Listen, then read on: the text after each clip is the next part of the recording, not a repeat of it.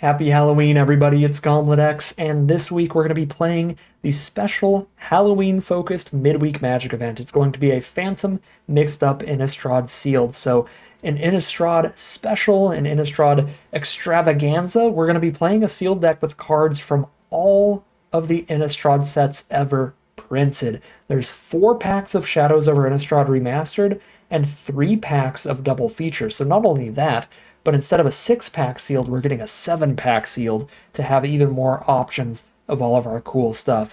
Again, this is cards from all of the Innistrad sets because Innistrad Double Feature has cards from Innistrad Midnight Hunt and Innistrad Crimson Vow, and Shadows over Innistrad are mostly cards from Eldritch Moon and Shadows over Innistrad, but they have the Shadows of the Past cards that are also from original Innistrad blocks. So Innistrad Dark Ascension, and Avacyn Restored. So you're going to get some cards from every Innistrad set ever printed. It is a Phantom event because it's midweek magic. It's completely free, but you don't keep the cards. You just get the rare rewards on the tracker and the mystery cosmetic. But that's all you need to know. So let's just bust open these packs and see what sweet stuff we get to play with today. So lots of rares here because we opened 7 packs, multiple of which have multiple rares potentially. So some pretty decent rares overall here, especially the blue rares. It looks like Geralf's Masterpiece, a very big zombie, as long as you've got close to an empty hand. The Ludovic is really nice, getting you some surveils, or not surveils, but just full-on mills when it enters and attacks, and then turning into a big old 4/4 with a bunch of counters on it potentially. Later in the game, the Malevolent Hermit always plays well. It's a counterspell that then turns into a flying creature. The Altered Ego can be a massive finisher, and there's some good red aggro cards like Dominating Vampire and Flameblade Angel. So some cool rares here, but I'm going to be a little more concerned about what kind of synergies we can pull off in our colors individually. Cool rares overall, that definitely pushes me towards blue. But let's see what we've got for our commons and uncommons. Some pretty decent fixing here. Traveler's Amulet and Terrarian. No lands, though. No Terramorphic Expanse or anything like that. Evolving Wilds, anything like that. So just a couple colorless pieces of fixing, and no multicolored cards outside of the rares, so we didn't get any of the sweet signpost uncommons or any of those. So just going to be a lot of monocolored goodies. Let's see what we've got. So we'll check out our white cards first, sorting by creature and non-creatures, the 2 stacks that I like. So nice aggressive curve, plenty of creatures in the color, as well as some of the better aggressive cards, it looks like. Oh yeah, cards like Drogskull Infantry that just hit the board, get some damage in, and when it trades off, you still get some power out of it later. Town Gossipmonger, potentially a 1-mana 2/3 that you can even buff up with its own ability. Chaplain of Alms, another one of these Disturb cards. It trades off and then comes back again and keeps fighting. Some really good aggressive stuff going on in our white, it looks like. So if we just want to try to beat some people down, white certainly looks like the color to do it. Let's check out the blue now. Blue, potentially our sweetest color in terms of the quality of rares that we have. We have Geralf's Masterpiece, as well as a green-blue rare and a blue-black rare. So, certainly want to keep an eye on the color. The Malevolent Hermit and Benevolent Geist is another great rare. And the Patchwork Crawler. This one's not so great. It's a fine mana sink ability, I guess, but certainly not the best. I am a big fan of Whispering Wizard. I loved drafting around this card. Blue-red spells decks can make so many spirits off this thing. Card is really cool. We'll definitely play it. Gutter Skulker as well. Can get a lot of damage in. Some nice blue-black zombies nonsense going on. Some good card advantage with some Investigates. Blue looks like a very solid color here.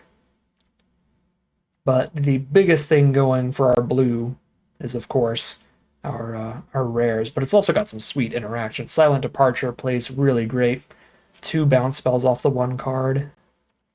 So what do we have for black now? Westvale Abbey, technically a colorless card. We're going to play this in anything we end up playing. It'll make our mana base a little bit worse because we won't hit all of the correct colors quite as often, but it's worth it. You get to spend out a bunch of 1/1s with this, and if you ever have 5 creatures on board, you just win with Ormondal, as long as your opponent doesn't have exile removal or a bounce spell. Those are the 2 times you could have a pretty bad time. You just sack your whole board, flip out Ormondal, and then they just put it back in your hand. That's GG. But if they don't have a way to deal with it, if they just have destroy removal and damage removal, It's going to win the game real fast. So really cool card. We're going to play in whatever color pair we end up playing for sure. Black looks like it has a little bit less cards than some of our other colors, but it has a few particularly powerful ones. Cards like Morbid Opportunist, that as we're killing things, we're drawing extra cards.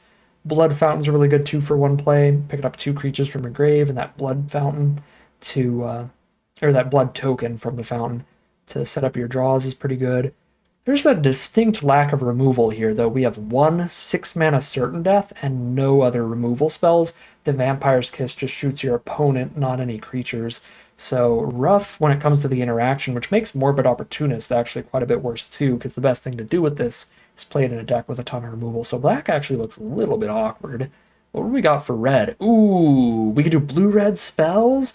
We have the Seize the Storm here. If you have a bunch of instants and sorceries in your graveyard, this is 2 gigantic elemental tokens off of the 1 spell, and we have the good red removal. We have 2 copies of Incendiary Flow, a copy of Abrade, a copy of Immolation.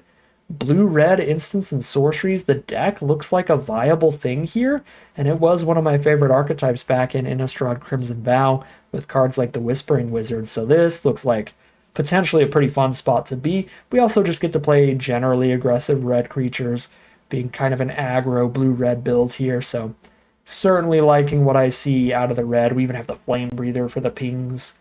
Some cool stuff there. Last but not least, we've got our green, and it is certainly not least. We've got quite a few cards here. Some good ramp with Avacyn's Pilgrim, and some decent creatures along the curve. Looks like nothing incredibly exciting, but some creatures everywhere at the curve. 1 removal spell. Yeah, green looks like a fine color, but again, not a super exciting one. So I think I'm just going to do my blue-red spells nonsense here, because that looks really fun to me. Could even try the Galvanic iteration. Pretty narrow card, but I think the flashback makes it just good enough that it might work out for us. We'll play that. We'll play the Wretched Griff. Could splash in a little blue for Ludovic or a little green for Altered Ego, but I think we've got more than enough good playables in blue-red alone to just play a really synergy-driven, really tight build here. So we're going to start just by cutting a bunch of random creatures and spells that aren't super synergistic or great for their mana values. I don't think we need the Crawler. How does this Apprentice work? It can turn itself into a 2/2. I'm sure it has some good combos somewhere, but I'm not really seeing it. It gets like Morbid triggers or any death triggers and stuff like that over and over. Scourge Bulb's a little hard to cast, being double red. Vampire's really just for super aggressive. Go like really low creature count here, actually. Potentially. Okay, I'm fine with the Investigate card as a 2-for-1 play, drawing me another card, but we're actually gonna go like really heavy on spells and really light on creatures. 13 cards still to cut here without any spirits. The Essence Flux is kind of whatever. Alchemist Retrieval is still fine. Silent Departure is definitely great. Spontaneous Mutation is good in this archetype because you play a lot of instants and sorceries that fill up your grave, so it helps you defend yourself pretty well. Jace's Scrutiny draws a card. Take Inventories, draw a card. Abandon the Post, we are not aggressive enough for that. Abrade and Flows are incredible, and Magmatic Chasm, not aggressive enough for that.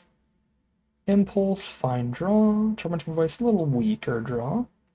Iteration, Show the Grave.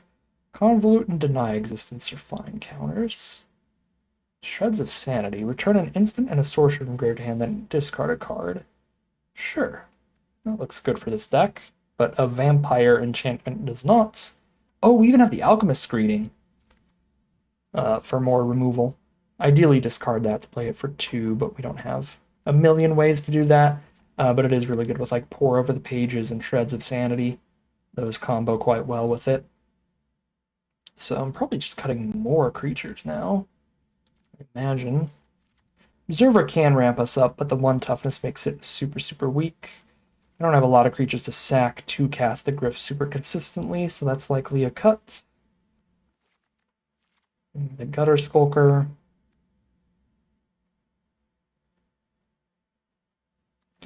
Drown Yard Explorers, just go all in, just the really good creatures. 2 more cuts. Retrieval might be slightly inefficient. Counterspells, you have to have them at the exact right time. But we're pretty good at holding up mana. We're not playing a lot of creatures main phase. I guess counters also play poorly with the Reckless Impulse, so that could be awkward. Got some nice cheap card draw, which can help lower the need for as high of a land count. So maybe I can cut 1 land. 6-drop. I don't know, this is one of our strongest cards. But 6 mana is a lot for the deck. Yeah, let's just drop a Convolute, I think. 16 land, go like this. Yeah, it's a pretty low curve generally. What's the blue versus red count? Pretty even, so we'll go 8-8 split. Get to do some blue-red nonsense and sealed. Not the most spooky, most Halloween-y Innistrad deck ever, but we've got some scary stuff like Geralf's Masterpiece. For literally scary, terrifying Halloween-y threats, and then scary good cards like Whispering Wizard. It's going to scare our opponent because they're going to die to a bunch of spirits. Alright. This looks like a really fun, real powerful deck. Double Seize the Storm, that's going to be the huge finisher here. Technically not double, it's just it has flashback, so it feels like double. And this is going to be a really fun one to play out, so let's just hop right into the gameplay and see how it does here. Alright, well, we drew almost every creature in our deck. Flame Breather, Wizard, Pyrehound, Angel. This is not a normal hand for this deck. You saw the creature versus non-creature count, so I think we just keep this, because these are all really good when we draw any instants and sorceries, and our deck is mostly instants and sorceries. Alright, well, this is part of playing Midweek Magic, so we're going to go ahead and play at least 3 more games after this, even if I win the next 2. Because Midweek Magic is a completely free event, there's nothing really on the line. If you see a hand you don't like and then you mulligan and see another one you don't like, sometimes people will just immediately be like, I'm out. I'm ending the next game. This ain't happening. Because there's nothing on the line. You didn't have to pay any money to get into this game. So they're just going to move on to the next one here. It's also not on like a ranked leaderboard or anything, so that happens. And I kind of have to put it in the video because I want to show off all the rewards that I get. Usually it's going to be random gems for me, because if you own 4 of the same rare, you get 20 gems instead of that copy of the rare. So probably just some gems here, but we'll see. Maybe we get a cool rare. Nope. Some gems from Outlaws of Thunder Junction is our first prize. I will take that, and we will head into round number 2. All right, here we are for game 2. Excellent hand, the Malevolent Hermit, rolling out turn 2, and then all the control to follow it up with.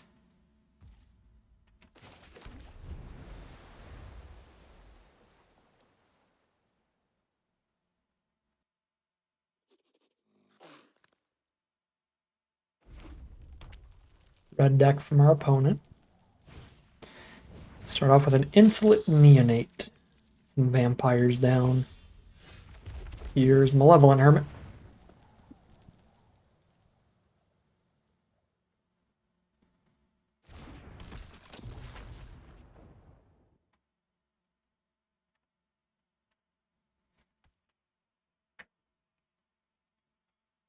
I don't think our opponent realizes the Neonate's going to force them to click every step. So things are going to go pretty slow for now, it looks like. The Neonate holding priority 24/7. Because they can sack it for free to discard a card, draw a card.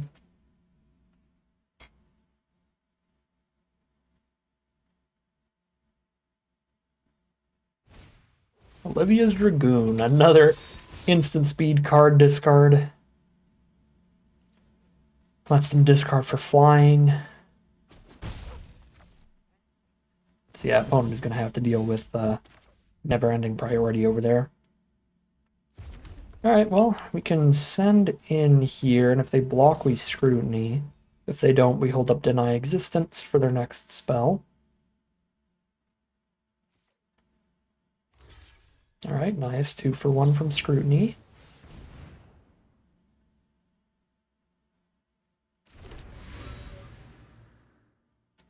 Kill the Dragoon and draw us a card later.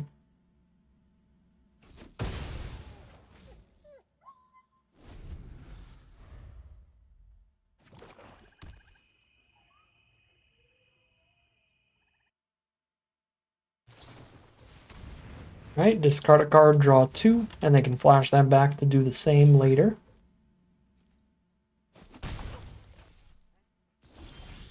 Cool. Ooh. It's gonna be cool later. It doesn't do too much right now. We're just gonna hold up Deny Existence and then draw a card off the clue.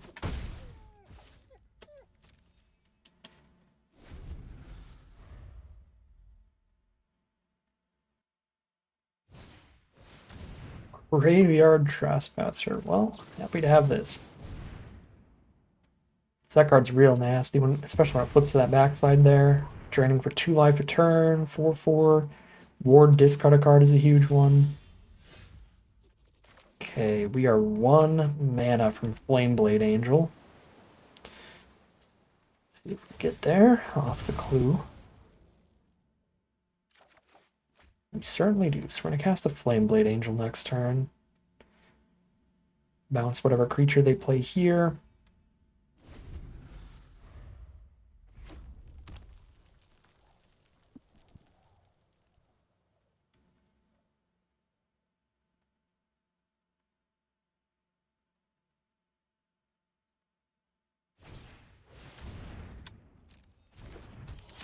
Got a good enter the battlefield effect, but forcing the recast is still going to be good here. Gets us a couple points of damage into.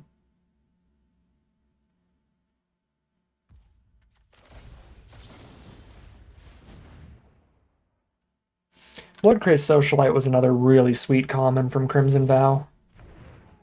Just hits like an absolute semi-truck. There's enough vampires that spit out the blood tokens, you can pretty consistently fuel it, sending in as like a 5/5 menace. And even if you can't, just a 3/3 menace plus a blood token is a decent value play. So big fan of Bloodcrazed Socialite. Certainly a high pick in draft.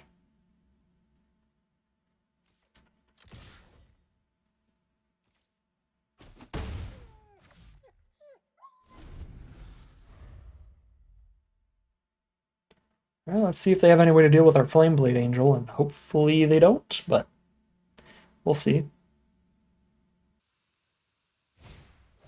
Insatiable Gorgers, a 5/3 that has to attack each turn. Not bad. They're 4 swings from dead to Flameblade Angel, and it'll likely kill them a little quicker than that. Oh no. Galvanic Iteration Alchemist's Greeting? Well, that will definitely kill them a little quicker than that.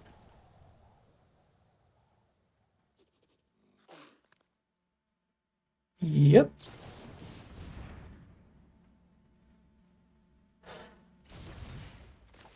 Now we force the Neonate discard. Or the Neonate sacrifice here. And they just have no board, so we get to hit for 6. Put them to 10. I still have an iteration thanks to the flashback for whatever I draw into. They discard there. Into the Night. Isn't that like a werewolf card? Becomes night, discard a number of cards, and draw that many +1. Okay, no, it's like a draw spell. Opponent gave me the GG. I don't know if they're scooping here or we'll see.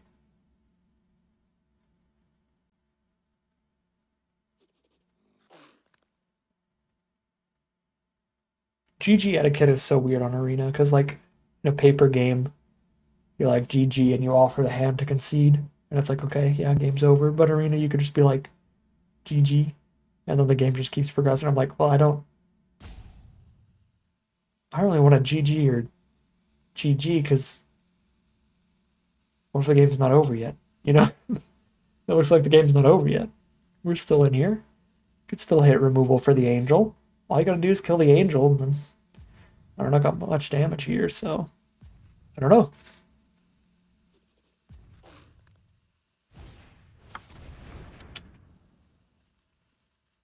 Oh, I think they wanted to...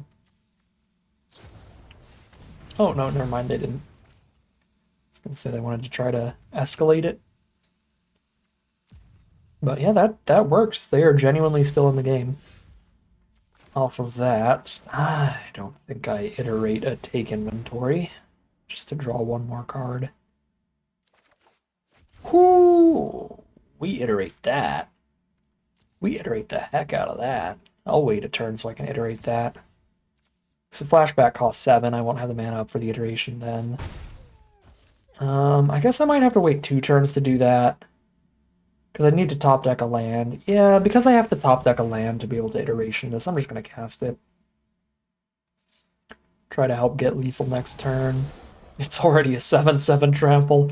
Seize the Storm, such an MVP for this archetype.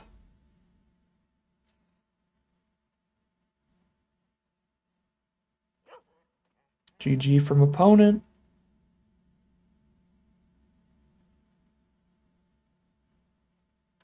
Oh, okay. I was like, I think I'll respond to this one, because it is probably genuinely over now. Because even if they have removal for the 7/7, I get to flash back and get another one. But there we go. That is our second victory, although the first was not entirely earned. And we get a couple more, well, 20 more gems. All right, here we are for game 3. We got some awkward mana here, but that Flame Breather to get rolling is going to be great.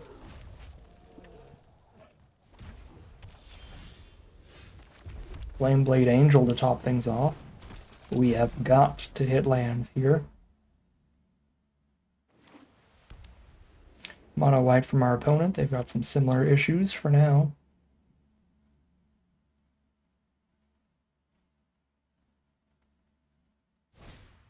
Guardian of Pilgrims. Alright, Flame Breather's a nice little roadblock for that. Buy us the time. Oops. Buy us the time we need to get to our 6 mana finisher, and then of course Seize the Storm after the Angel once we've played more. Instants and sorceries, it'll be very big. Just abrade that.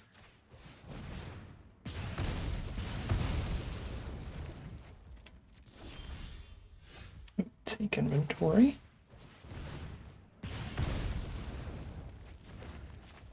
Cool, still got the retrieval up.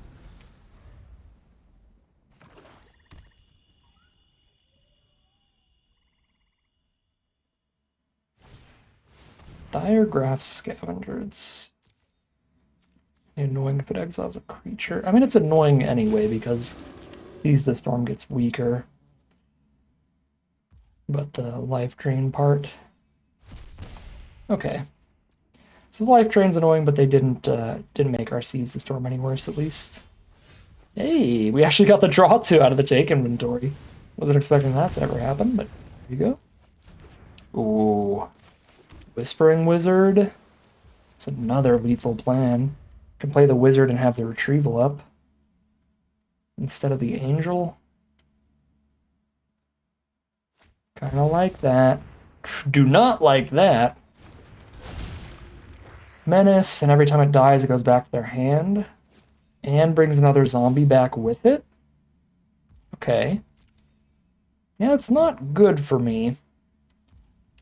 But I can kind of just keep letting it in for a little while. Not forever, for sure, but a little while.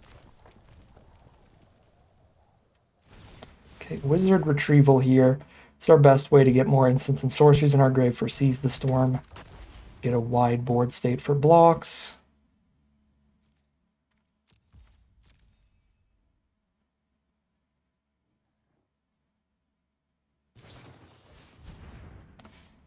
Max damage to our creature planeswalker. X number of creatures you control. 3, so I have to bounce my own wizard now. I want to still have it available. Probably have to just bounce some of their threats at this point. Under enough pressure. And my spells are all so much mana that I'm not going to be like comboing off with wizard anytime soon. Sure. Let's tax the double black spell here. Still gonna kill the wizard, but they gain a little less. And we get the spirit before the wizard dies. We wouldn't get the spirit if we waited.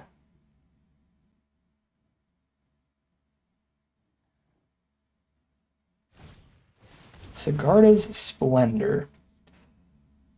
You're going to keep draw a card if your life total is greater than or equal to the last noted life total. And if you cast a white spell, gain 1. Okay. So if they gain some life, they're going to be drawing extra cards here.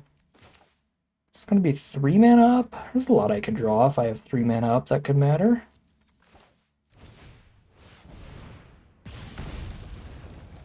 Like these cards. Let's go.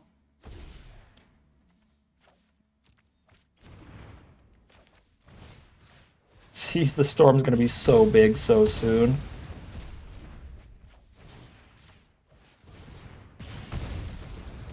But probably Masterpiece first still. Now that I'm getting nice and low on cards. Oh, that's cute. They note their life total every turn, so they don't have to be at above 20. They just have to be above their previous life total. I think I even noticed that last time I played against this card.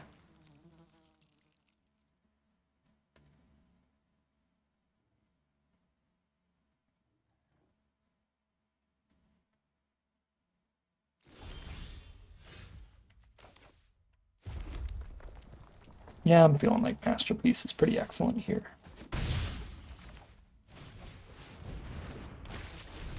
It's quite large.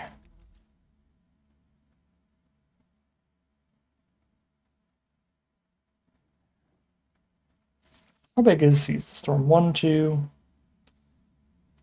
3, 4, 5, 6? 6, 6 trample? Aw, bound by Moonsilver.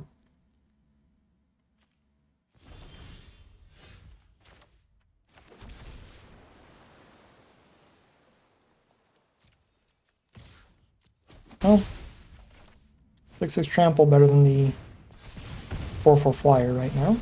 Oh, it's a 7, 7. I guess it counts itself. 1, 2, 3, 4, 5, 6, 7. Yeah, it counts itself.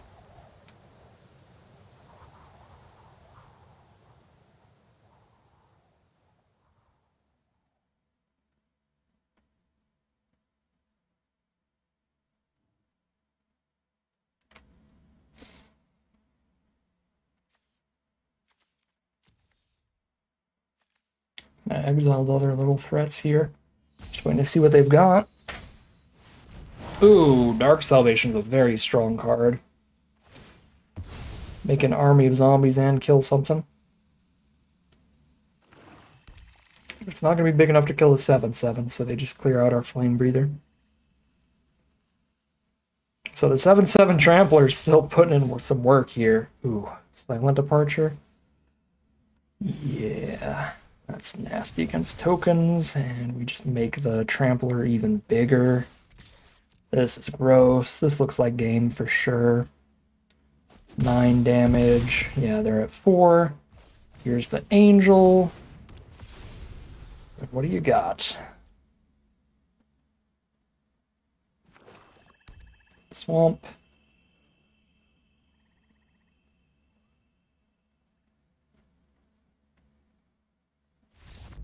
And there you go. That is the third and final win for the deck. That means we get our random mystery cosmetic.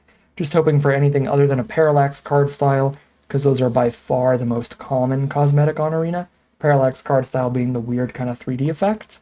So anything else? Ooh! Alright! Cool! I got an emote.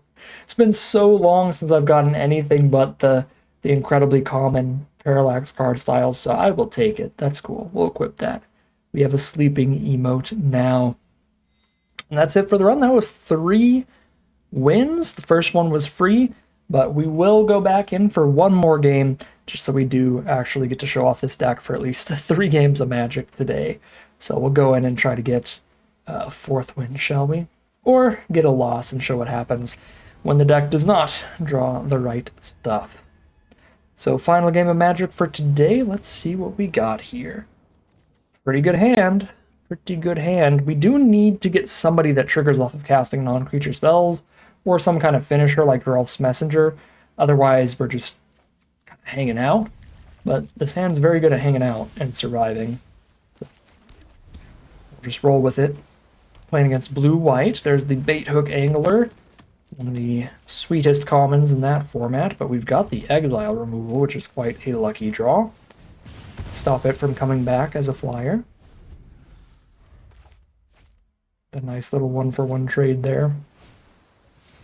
Mausoleum Wanderer. So blue-white spirits here, and then there's the Bride's Gown to buff it up. Encounter an instant or sorcery unless we pay X, where X is its power. So if I get a mutation onto that thing, that should be good. Specifically counters instants and sorceries. So it can't counter enchantments. I kind of want to start with Impulse, but if they sack this to Impulse, that's kind of sad. Well, I guess if they want to counter Impulse, they can. And I just turn it into a removal spell. Okay. We hit Silent Departure, take inventory. So we'll Silent Departure the Wanderer instead. Again, they could sack it to counter that, but then we turned it into a full-on removal spell. The main part here is that we need to get in our graveyard instead of exile. Okay. Bride's Gown on Wanderer means they could counter unless we pay 3, but yet again, as I've been saying, if they would rather sack their flyer than have me draw 1 card, so be it. I'll turn Take Inventory into a removal spell. Cool. Now, can trade any of these into the Wanderer. But I think, well, maybe I'm not supposed to do Mutation here. Maybe I am supposed to just abrade it. Because it doesn't have an ability in the graveyard. And Mutation can essentially shut off a much bigger creature than a Braid can. Like if they somehow get like a 6/6 or something, Mutation can deal with that. Okay, now Mutation is pretty weak against Cathar Commando. So let's tap out for Greeting, spend the 5 mana on removal while we have 5 mana for expensive removal. Seize the Storm is excellent, but the longer we wait, the better it is. Okay, that is definitely getting killed. Opponent's gonna be really annoyed by me here, but this is how our deck functions. Just gonna kill all their stuff, and then we're gonna cast to Seize the Storm and win. I just hope they don't concede until we cast Seize the Storm, so they can actually see that we do have a plan for a way to win the game. All right, here we go. Here's how we win. Kaboom! 8/8 trample, baby. Seize the Storm MVP. Well, this was a sweet one, and that was a 3rd actual win. So even if you don't count the first win, we got our 3-win run to grab all of our prizes today. Pretty sweet, pretty fun event. Definitely recommend Midweek Magic events if you enjoy Draft and Sealed and you want to do it for free. They do some Draft and Sealed Midweek Magic events every other week or every 2 weeks or every 3 weeks or something like that. They do a lot of constructed events for Midweek Magic, and those are always like you have to bring a deck, you have to build a deck. That can be a bummer if your collection isn't super good, but even if you just started Arena, these Phantom Drafts, these Phantom Sealeds, you're going to be on an even playing field with everybody where you're just getting these random cards to play with. So pretty cool time, pretty fun time, especially being back in Innistrad, seeing all these cool cards again. Got to play one of my favorite archetypes from the Innistrad sets. This is my favorite archetype in Shadows over Innistrad Remastered. You didn't have Seize the Storm in that format, actually, so it was pretty cool to play Seize the Storm with some of these nice blue-red spells cards, like the Incendiary Flow, the Great Removal, and stuff like that. But in Shadows over Innistrad Remastered, it was Rise of the Tides was your big finisher. A 6-mana sorcery spits out a 2/2 tapped zombie for each instant sorcery engraved. So instead of an 8/8 trample, we would spit out 8 2/2 zombies and then kill them with that. So very similar deck, and it's kind of fun to shove the two together, because I did like blue-red spells in Crimson Vow, where we had Whispering Wizard. certainly a lot better than in Midnight Hunt, where we had Seize the Storm. Seize the Storm by itself, really good card for this kind of archetype, but blue, well, not blue, but red was quite weak back in Innistrad Midnight Hunt, so the blue-red deck worked a lot better in Shadows of Innistrad and in Innistrad Crimson Vow. So it's really nice to have events like this to give Seize the Storm the time to shine like it did today, where it was the MVP of the deck. So really sweet run, but that is going to end today's video. As always, I'd like to thank my patrons and YouTube members for their support, as well as you for watching the video. If you enjoyed this video and are interested in seeing some more, you can always like, comment, and subscribe to tell the YouTube algorithm to send you some more in recommended feed. If you'd like to catch me live, you can check out the Twitch channel in the link in the description below, and if you'd like to support the channel directly, you can check out the Patreon link in the description below. But other than that, as always, thank you very much for watching, and I'll see you again soon for some more Magic Arena.